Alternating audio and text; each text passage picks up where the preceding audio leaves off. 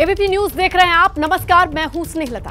बात करेंगे उत्तरकाशी में चल रहे ऑपरेशन टनल की, जहां 11 दिन एक ऐसी ही सुरंग जिसमें 41 मजदूर फंसे हुए हैं, वो सुरंग से नहीं निकल पा रहे हैं, ना ही उन्हें अब तक निकाला जा सका है, क्योंकि मजदूरों के सामने और रेस्क्यू टीम के सामने 60 मीटर मलबे की दीवार है, जिसे भेद करके उसमें पाइप डाल करके मजदूरों को निकालने की कोशिश लगातार की जा रही है।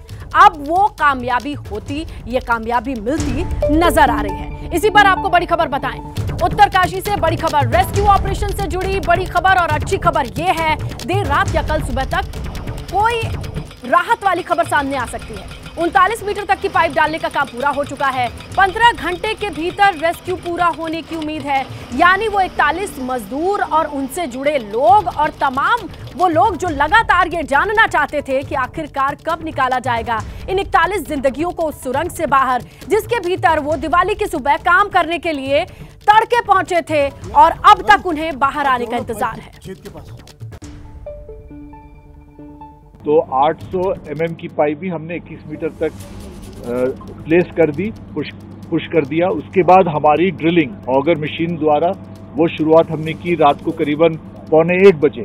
3 और पाइप जिसका मतलब है करीब और 18 मीटर, तो 21 + 18 39 मीटर हमारी ड्रिलिंग हो चुकी है और हमने पाइप भी 800 mm का उसमें प्लेस कर दिया है। देर रात्रि तक या कल सवेरे सवेरे कुछ अच्छी खबर हम सबको मिले और हम सब जो हम अपनी मेहनत इतनी की है, सबने इतनी सब्र से इतने दिन अभी गुजारे काटे हैं, ये खुशी का मौका जल्द से जल्द देखने को मिले।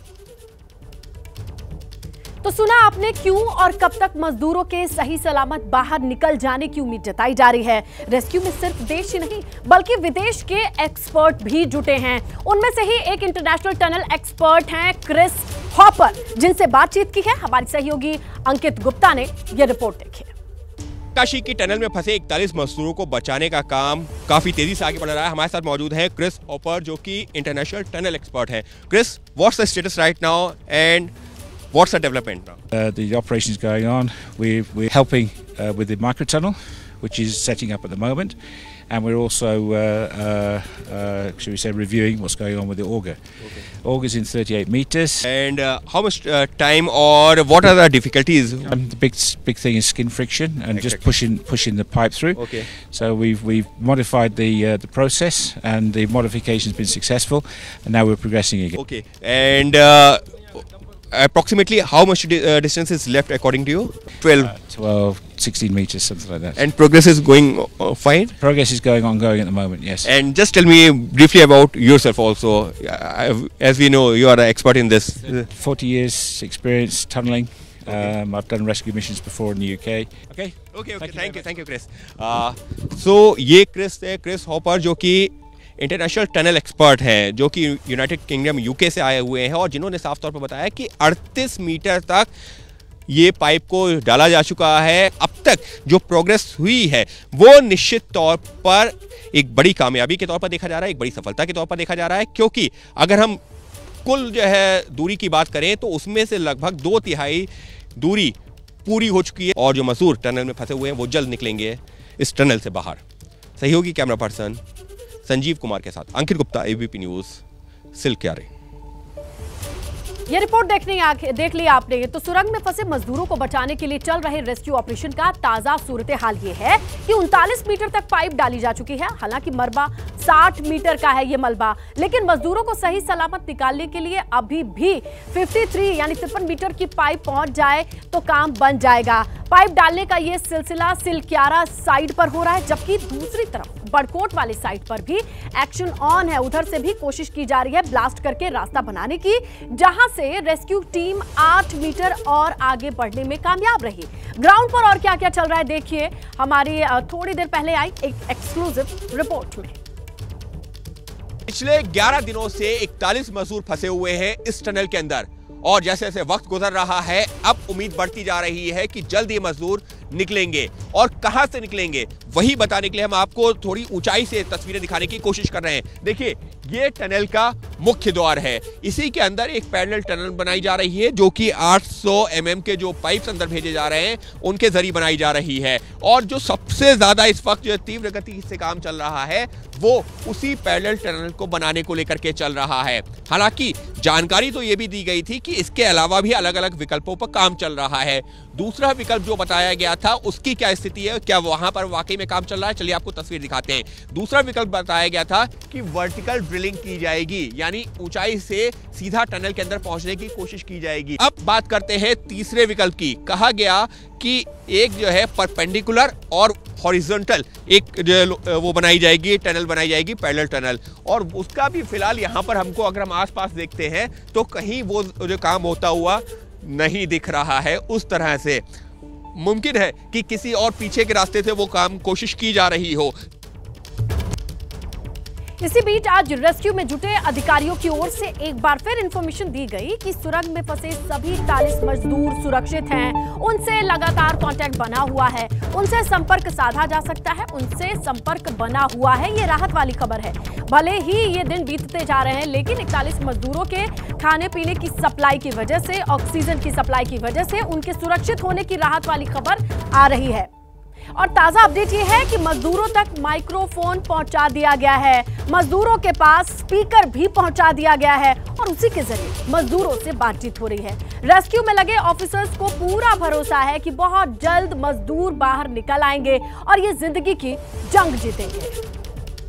एसपी उत्तरकाशी अर्पण यदुवंशी इस वक्त मेरे साथ मौजूद हैं। यदुवंशी जी, क्या स्थिति है? अभी तक कितने मीटर पाइप अंदर जा चुका है? देखिए, जैसा सर ने अभी बताया 21 पहले हो चुका था और 18 मीटर और चला गया है, तो ऑफिशियली 39 मीटर जो है वो इंसर्ट हो चुका है और प्रोग्रेस जो है अच्छी चल रही है और उनसे लगातार समन्वय और बातें भी की जा रही है। और जो बैकअप प्लान्स और जो पोस्ट रेस्क्यू का जो प्लान है वो हम अभी बैठ के तैयार करेंगे। उसमें जो भी ज़रूरतें होंगी, कितनी एम्बुलेंस और कितने पुलिस पर्सनल, कैसे जाना है, कौन से हॉस्पिटल में जाना है, उसको फाइनल डिटेल्स जो है अभी तैयार करेंगे। जिस रफ्तार से ये पाइप अंदर जा रहा है उससे क्या उम्मीद की जा सकती है आज शाम को ये रेस्क्यू ऑपरेशन खत्म हो जाए? देखिए, डेडलाइन जैसा कि आपने पीसी में भी देखा, डेडलाइन बताना मुश्किल है क्योंकि आगे मलबे के अंदर क्या है क्या नहीं है वो तो अब आगे ही पता चलेगा।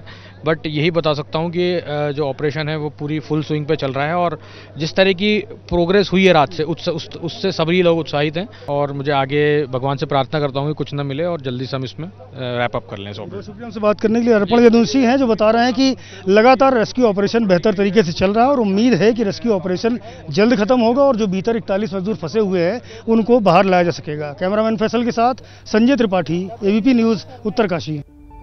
इसी बीच बड़ी अपडेट ये मिली कि मलबे का जो एरिया 60 मीटर बताया जा रहा था वहां पर 57 मीटर तक ही है, यानी कि 3 मीटर की और राहत मिलती नजर आ रही है। जिस स्पीड से कल से काम शुरू हुआ है उसे देख करके पूरी उम्मीद जताई जा रही है कि करीब 15 घंटे में रेस्क्यू पूरा हो सकता है और सभी 41 मजदूर बाहर निकाले जाएंगे। देखिए थोड़ी देर पहले ग्राउंड जीरो से आई मेरे सहयोगी दीपक रावत की रिपोर्ट।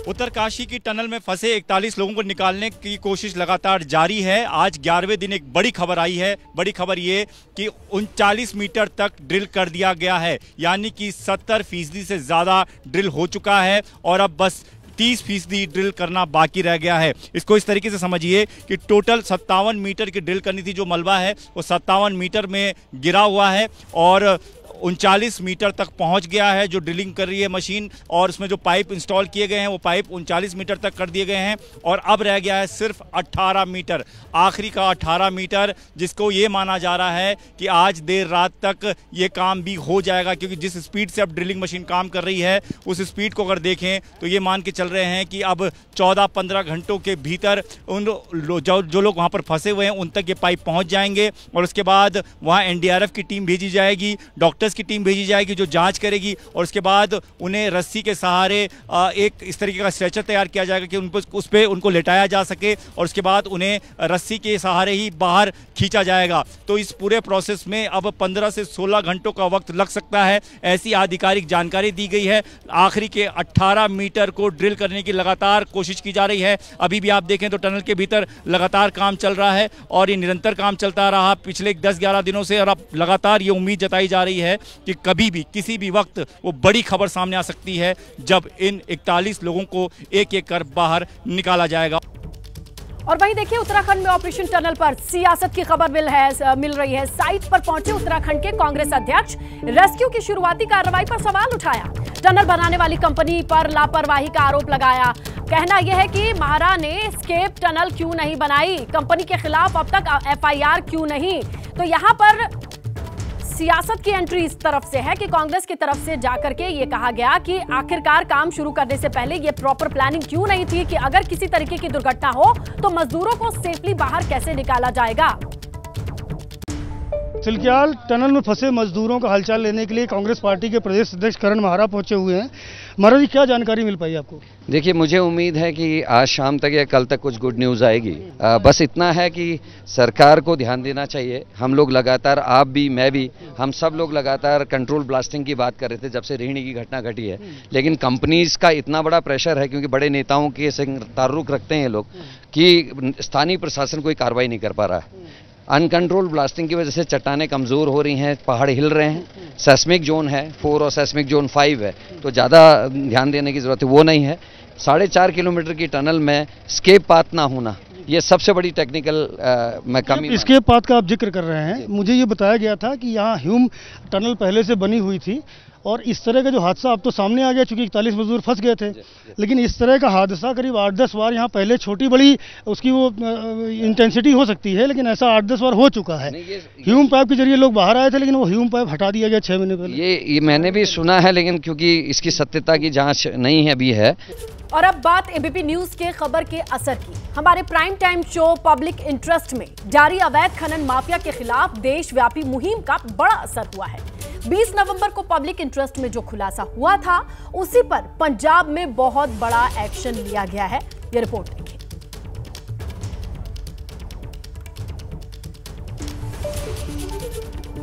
तो देखिए, 6000 करोड़ के अंतरराष्ट्रीय ड्रग रैकेट के सरगना जगदीश भोला की जमीन एनफोर्समेंट डायरेक्टोरेट ने यानी ईडी ने जब्त की थी। खनन माफिया कई दिनों से वहां अवैध खनन कर रहा था। पंजाब के आनंदपुर साहिब की ये बड़ी खबर 20 नवंबर की रात 9 बजे पब्लिक इंटरेस्ट में हमने आपको ये खबर पूरी डिटेल्स के साथ दिखाई थी।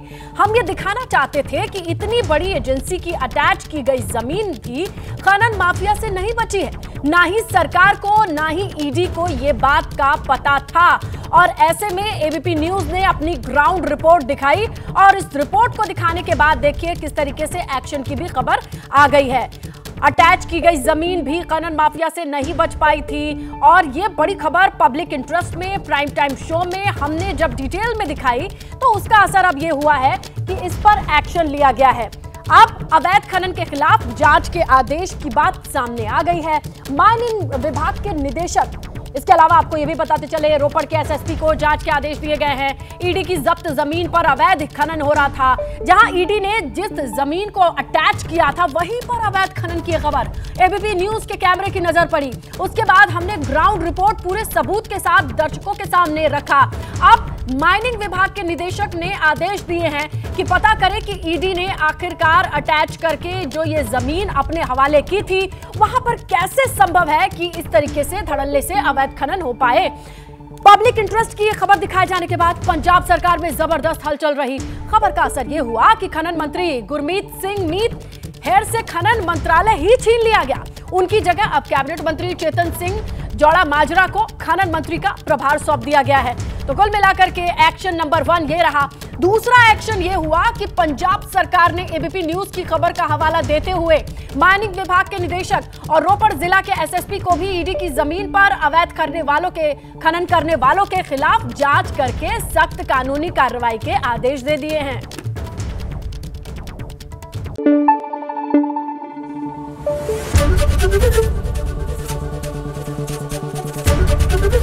एबीपी न्यूज आपको रखे आगे।